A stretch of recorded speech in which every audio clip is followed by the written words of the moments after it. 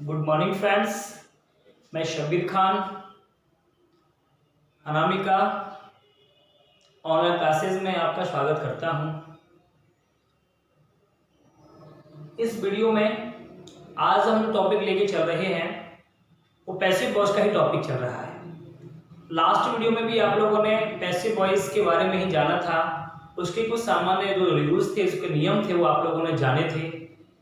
अब उसी क्रम को आगे बढ़ाते हुए उसकी जो कुछ और जनरल जानकारी, सामान्य जानकारी है, वो आपको बताने जा रहा हूं। आप देखेंगे इससे पहले वाले वीडियो में हम लोग पैसिव वॉइस में जो सेकंड वाला नियम था, सेकंड वाला रूल्स था कि पैसिव वॉइस में हमेशा हम लोग एचपी के साथ थर्ड फॉर्म का प्रयोग करते हैं। वो पॉइंट क्लियर हो चुका था। अब उसके बाद में उसी क्रम में आगे बढ़ाते हुए रूल नंबर थर्ड,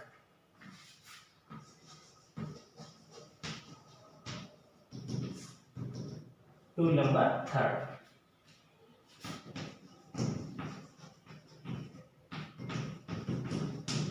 एक्टिव से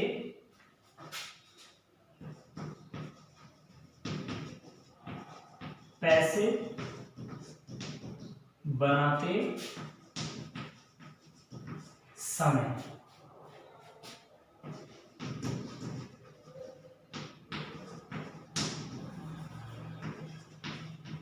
एक्टिव के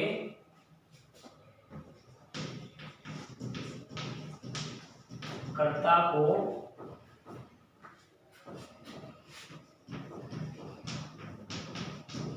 पैसिव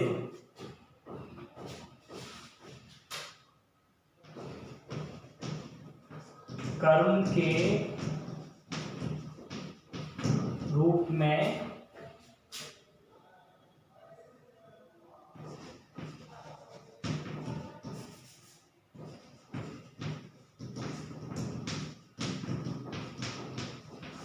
बदल देते हैं और वाक्य के अंत में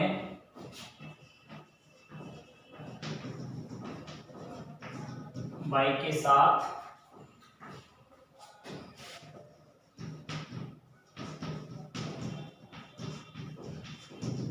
जोड़ देते हैं।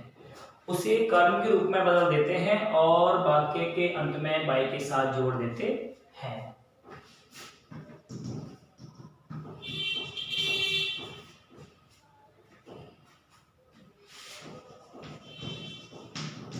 नोट, यदि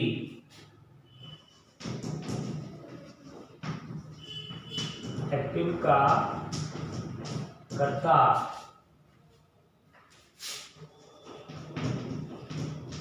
कोई प्रोनाउन हो तो उसे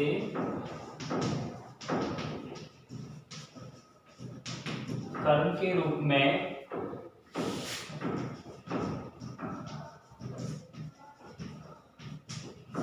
निम्न प्रकार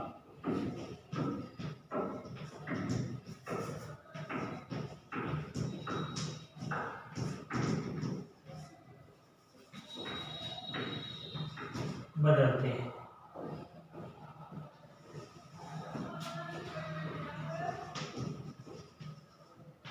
एक्टिव पैसिव, ये एक्टिव का कर्ता, ये पैसिव में कर्म।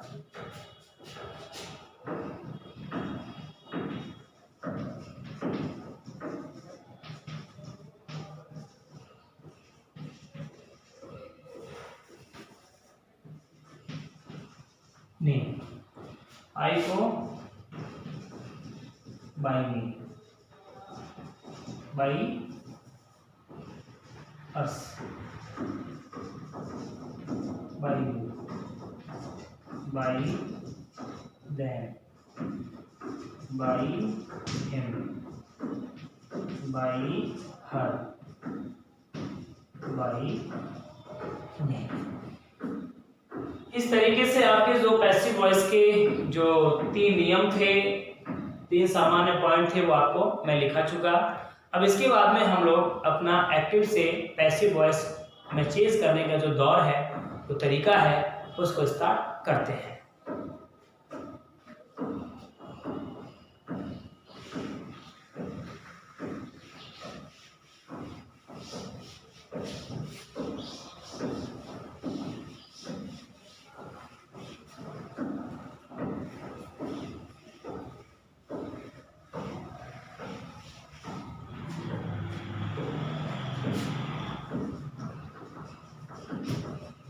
सिंपल सेंटेंस,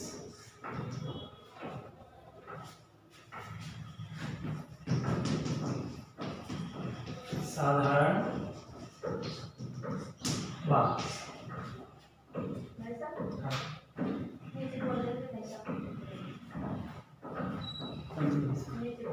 कौन से वीडियो बन रही है? आधी बन रही है।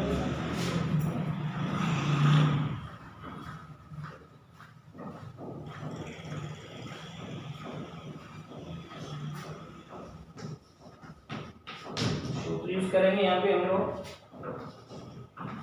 हमें क्या लगाना है? ऑब्जेक्ट। किसके रूप में?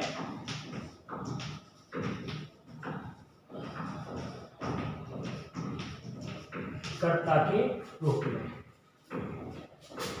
फिर यहाँ हेल्पिंग वर्ब लगाना है, फिर मेथड लगाना है। सेंटेंस में बचा कुछ है etc वो आ जाएगा आपका। फिर यहाँ बाय लगाना है। उसके बाद में आपको फिर क्या लगाना है? सब्जेक्ट। किसके रूप में?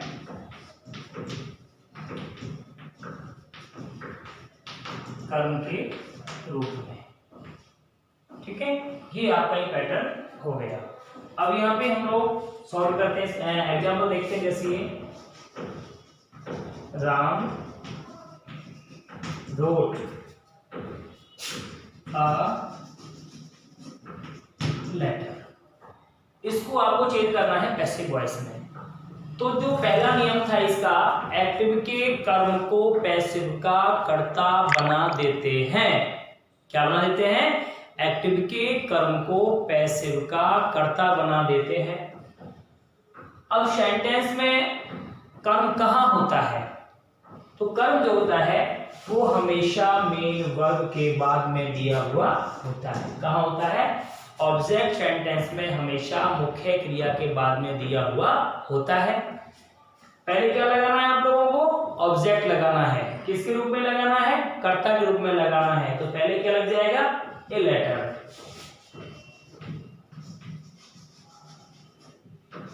ए लेटर कौन सी फॉर्म है? ये सेकंड फॉर्म है। तो क्या लगेगा? सेकंड फॉर्म होने पर लगता है बाज या वर्ब। आपका सब्जेक्ट कैसा हो गया? सिंगुलर हो गया, एक वचनकर्ता हो गया। क्या लगाओगे यहाँ पे आप लोग? बाज। थर्ड फॉर्म इसकी रिटिन। इसमें कुछ और है? नहीं, बाई था। अब देखिए आपका ऑब्जेक्ट था, ऑब्जेक्ट हो गया। हेल्पिंग वर्ब थी, हेल्पिंग वर्ब हो गई। मेथड थी, थर्ड फॉर्म हो गई, मेथड हो गया आपका।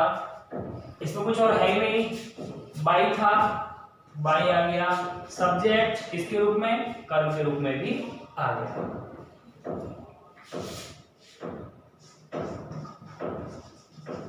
I am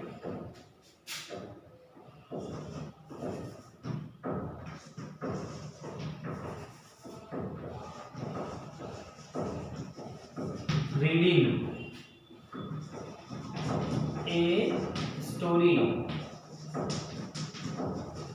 eight this time. इसको आपने चेंज करना है।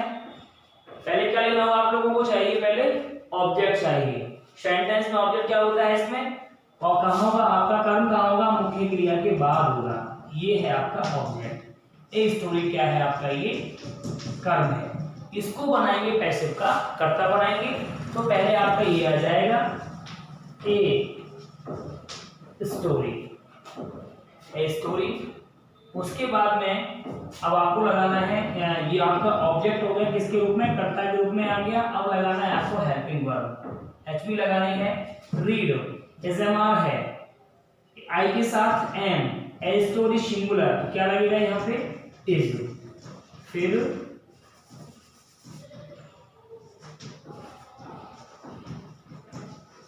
बी, थर्ड फॉर्म इसकी read, A story is being read. शेष क्या रह गया, एट दिस टाइम बाई, आई को कौन क्या होगा, मी, आई को हो जाएगा by me. Object a story, helping verb is, इसमें आई ही था तो हम लोगों ने क्या लगाया, बीइंग लगाया। थर्ड फॉर्म रीड की रीडी होती है, रीड रेड रीड। शेष क्या रह गया, एट दिस टाइम, बाई लगाया और आई को बना दिया आप लोगों ने मी, तो हो जाएगा a story is being read at this time by me. और देखिए वी विल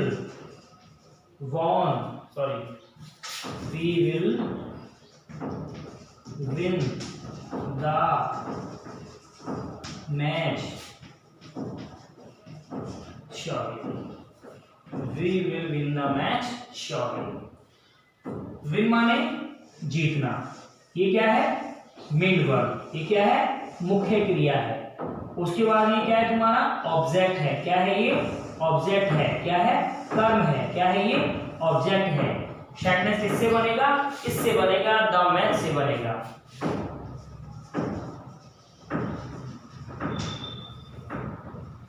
द मैच। अब विल क्या है, विल क्या है, मॉडल है। मॉडल के साथ क्या लगेगा आप लोगों का, बी लगाना होता है।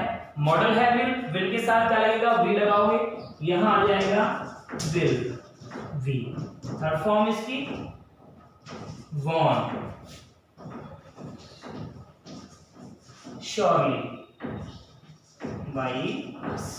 ये सेंटेंस आप लोग नोट कीजिए।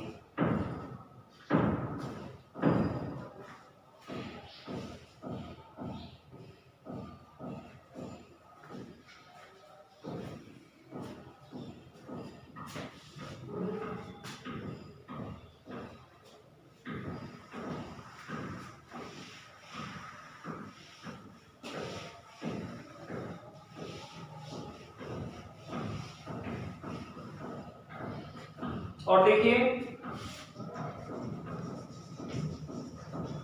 Mohan can solve this question, Mohan can solve this question. Solve माने हल करना, सॉल्व मीन्स क्या होता है, हल करना।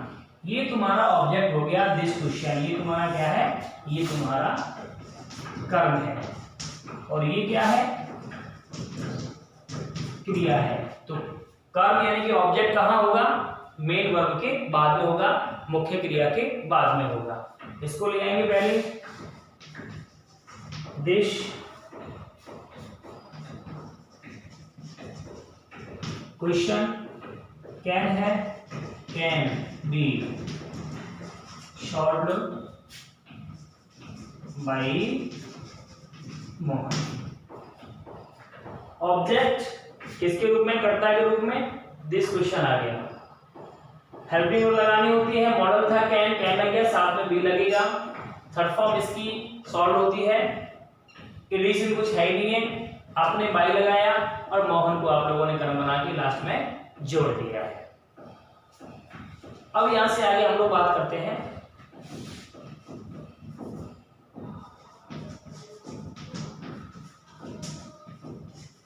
डबल।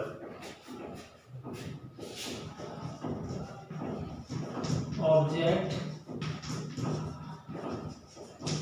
वाले वाक्य, दो कर्म वाले वाक्य।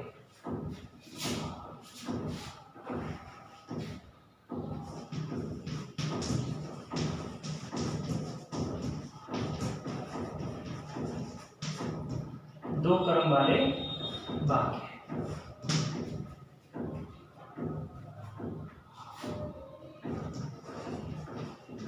यदि दिए गए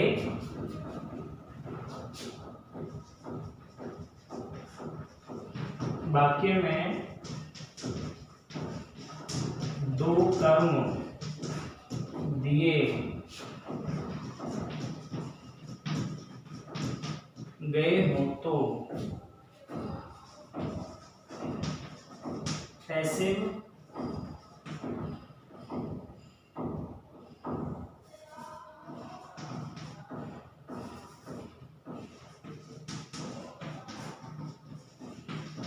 बनाने के लिए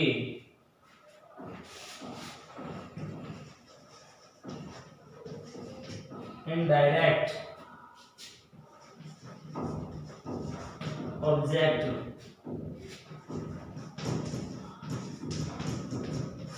का प्रयोग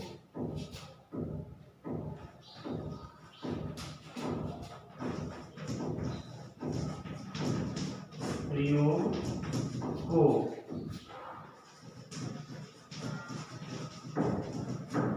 प्राथमिकता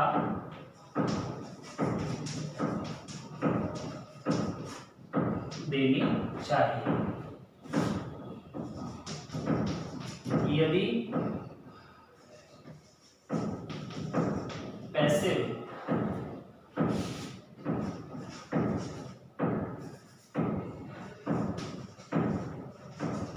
डायरेक्ट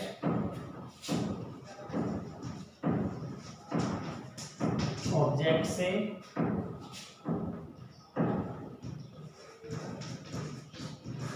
बनाया जा रहा हो तो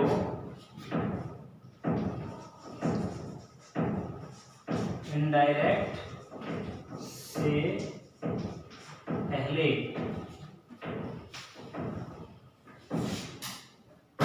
इनडायरेक्ट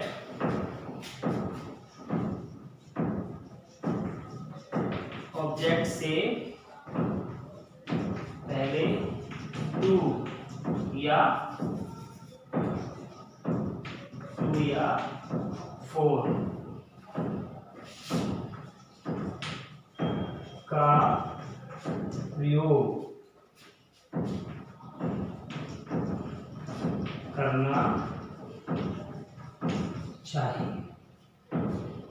यदि आप के सामने जो सेंटेंस दिया हुआ है उस सेंटेंस में डबल ऑब्जेक्ट दो कर्म दिए गए हैं, वैसे तो आप लोग पैसिव वॉइस किसी भी कर्म से ऑब्जेक्ट से बना सकते हो, लेकिन जो प्राथमिकता है वो इनडायरेक्ट ऑब्जेक्ट के प्रयोग को प्राथमिकता देनी चाहिए।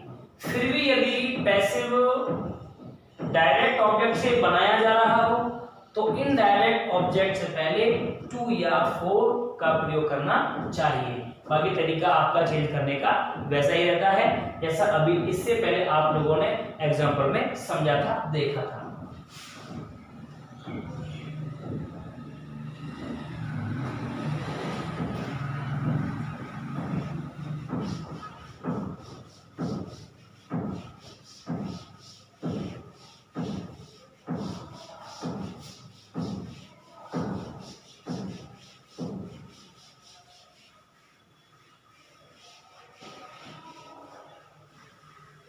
देखिए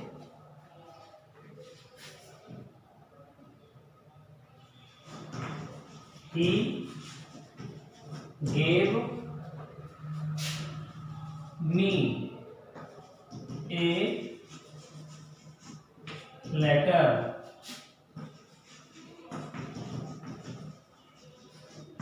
yesterday। gave क्या है, ये वर्ब है, क्रिया है। मी इनडायरेक्ट ऑब्जेक्ट है, ए लेटर डायरेक्ट ऑब्जेक्ट है। तो आप वैसे तो पैसिव वॉइस किसी से भी बना सकते हो, आप दोनों ऑब्जेक्ट में से किसी का भी यूज कर सकते हो, लेकिन प्राथमिकता आपको देनी चाहिए इनडायरेक्ट ऑब्जेक्ट के लिए। जो इनडायरेक्ट ऑब्जेक्ट है उसके लिए आपको प्राथमिकता देनी चाहिए। अपना पैसिव वॉइस आपको उसी से बनाया जाना चाहिए। अब ही subject gave second form main verb हो गई, तो ऑब्जेक्ट क्या है तुम्हारा? मी है।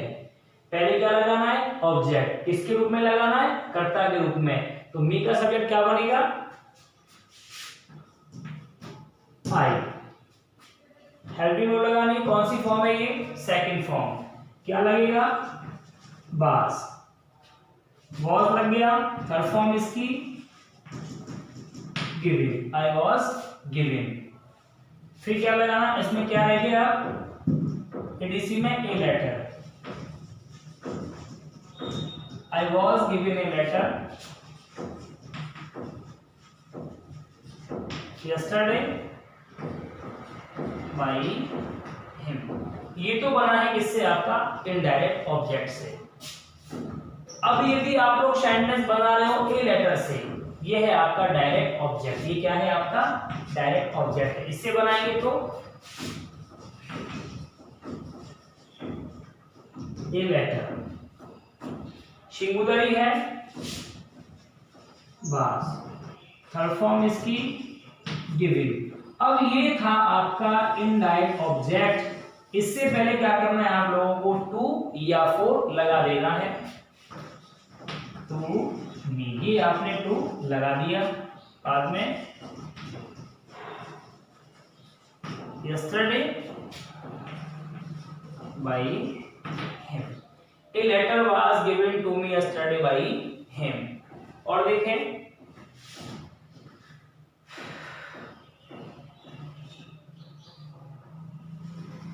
my father is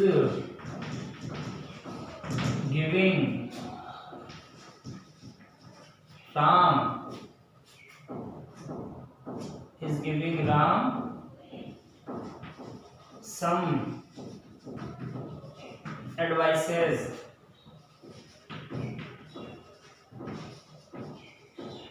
at this time। My father is giving Ram some advices at this time। Main verb Ram, direct object, sorry, indirect object, indirect object। Some advices, direct object। Giving verb, ये क्रिया है। Object कहां होगा? उसके बाद होगा, तो राम हो गया तुम्हारा इनडायरेक्ट ऑब्जेक्ट, और सम एडवाइसेस आपका होगा डायरेक्ट ऑब्जेक्ट। आप चाहो तो पैसिव वॉइस इनमें से किसी भी एक से बना सकते हो।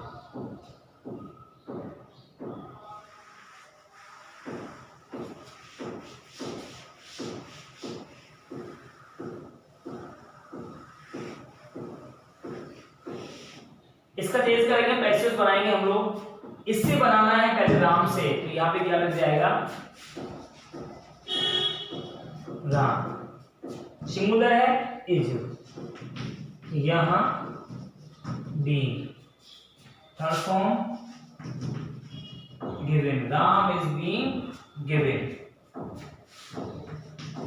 सम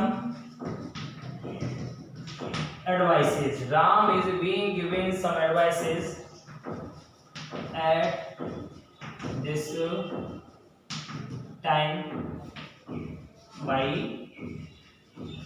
my father। अगर आप लोग सेंटेंस इससे बनाओगे तो पहले राम से बना, राम हो गया, सिंगुलर था, इज लगा दिया, इसमें आई नहीं था तो आपने बीइंग लगा दिया। Ram is being given some advices at this time by my father. और इससे बनाओगे तो क्या करना होगा? Some advices are being given to. अब इससे पहले क्या करना है? आप लोगों को टू लगा देना है। To Ram by to Ram at this time by my father। ये सेंटेंस आपका बनके तैयार हो गया। ये थे आपके डबल ऑब्जेक्ट वाले सेंटेंस। आपको समझ में आ गया ना कैसे करना होता है। यदि एक सेंटेंस में आपको दो कर्म दिए गए हैं और पैसिव वॉइस को आपको बनाने के लिए प्राथमिकता देनी होगी इनडायरेक्ट ऑब्जेक्ट के लिए, लेकिन फिर भी यदि आप लोग डायरेक्ट ऑब्जेक्ट से अपना सेंटेंस बना रहे हैं तो आप लोगों को इनडायरेक्ट ऑब्जेक्ट से पहले आपको टू का यूज करना होगा, आपको टू लगाना पड़ेगा। इस तरीके से आप लोग डबल ऑब्जेक्ट वाले सेंटेंस को सॉल्व कर पाओगे। और देखते हैं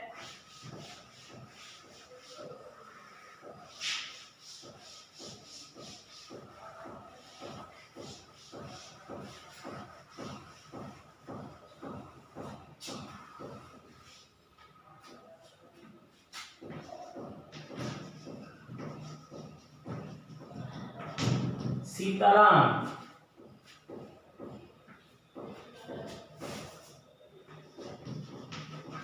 Sitaram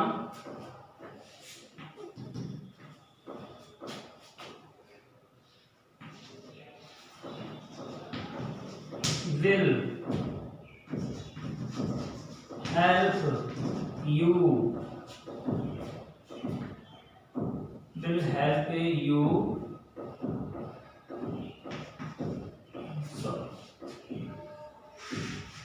Sitaram will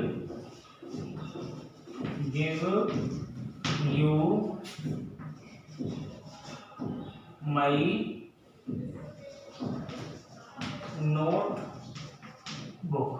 Sitaram will give you my notebook। Give देना मेन वर्ब हो गया गिव, ऑब्जेक्ट ऑब्जेक्ट। आप पैसिव वॉइस किसी भी एक से बना लीजिए। यू से बनाएंगे तो पहले यू, मॉडल है will be given, you will be given my notebook by Sita. अब यदि हम लोग बनाएंगे इससे बनाएंगे माई नोटबुक से तो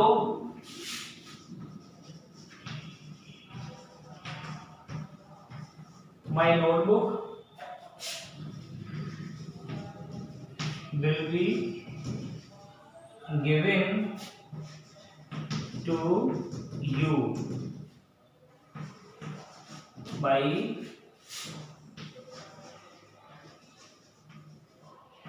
सीताराम। तो इस तरीके से आपने कौन सा पढ़ लिया, अभी डबल ऑब्जेक्ट वाले सेंटेंस आपके कंप्लीट हो गए। आप लोग इसकी प्रैक्टिस और कर लीजिएगा। ये था यहाँ पे गिव, मेन वर्ब गिव था आपका, यू से बनाया सेंटेंस इस तरीके से हो गया। अगर आप माय नोटबुक्स डायरेक्ट ऑब्जेक्ट से बनाओगे तो आपको इनडायरेक्ट टर्म से पहले ये जो था ये क्या है आपका इनडायरेक्ट ऑब्जेक्ट। इससे पहले क्या लगाया आप लोगों ने टू का इस्तेमाल आप लोगों ने इसके लिए किया हुआ है। अब हम लोग बात करते हैं इसके बाद में इंट्रोगेटिव सेंटेंस की बात करते हैं। अब हम लोग बात करते हैं प्रश्नवाचक सेंटेंस के बारे में।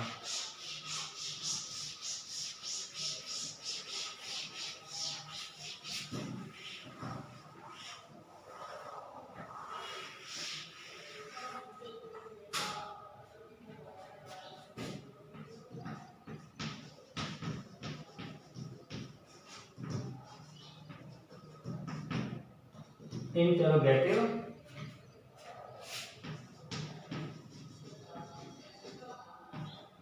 सेंटेंस।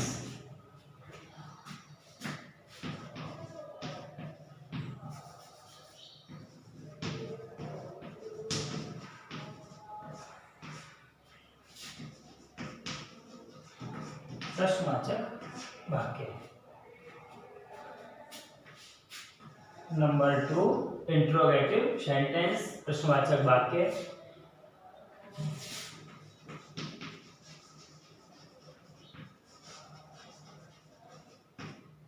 इंटेरोगेटिव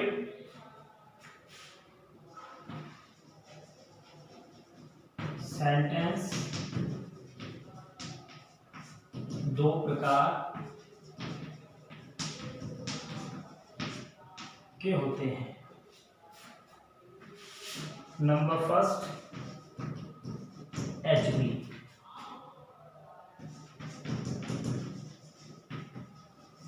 हेल्पिंग वर्ब, सहायक क्रिया वाले वाक्य। नंबर 2 WH,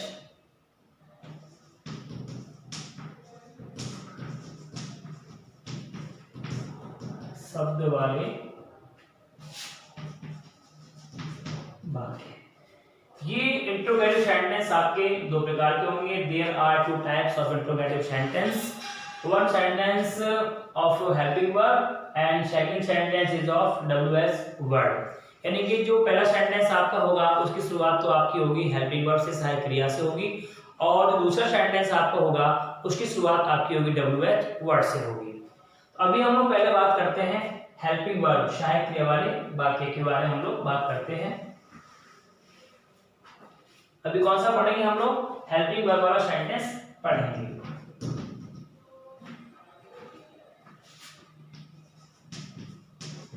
यदि वाक्य के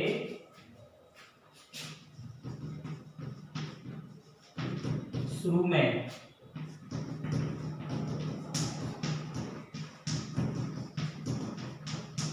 HB दी गई हो तो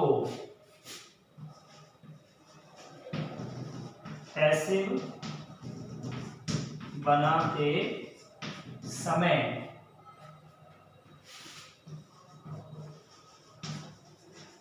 वाक्य की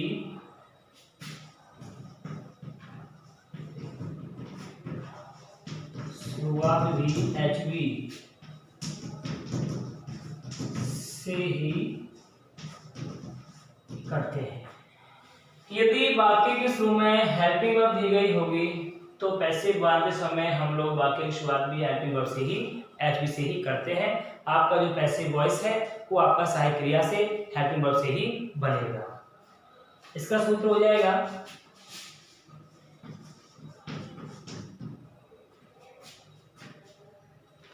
यहां पर पहले क्या लगाना है आप लोगों को? हेल्पिंग वर्ब लगाना है HB। उसके बाद में क्या लगाना है आपको? ऑब्जेक्ट। किसके रूप में लगाना है? कर्ता के रूप में लगाना है। फिर आपको लगाना है विथ, एक्सेट्रा इत्यादि जो भी होगा। फिर आपको वाई लगाना है। उसके बाद यहाँ पे आपको सब्जेक्ट लगाना है। किसके रूप में?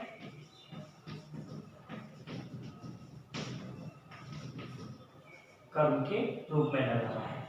जैसे देखिए अभी आप लोग, can you solve this question, और लास्ट में क्वेश्चन मार्क। यहाँ भी क्या करना है? लास्ट में आप लोगों को क्वेश्चन मार्क लगाना है। और लास्ट में क्या करना है? क्वेश्चन चिन्ह आपको लगा देना है। ये क्वेश्चन मार्क आपका लग गया। ऐसे आपको सॉल्व करना है। पहले क्या लगाना होगा? हेल्पिंग वर्ब, सहायक क्रिया। क्या दे रखी है इसमें? कैन है। कैन क्या होता है? आपका मॉडल होता है, तो स्टार्टिंग इसी से होगी, कैन। अब उसके बाद में आपको क्या लगाना है? ऑब्जेक्ट। मेन वर्ब क्या है? सॉल्व। सॉल्व यानी कि हल करना। आपका वर्ब कौन सा होगा? This question, this question. Model है, क्या लगेगा साथ में? Be. Can this question B.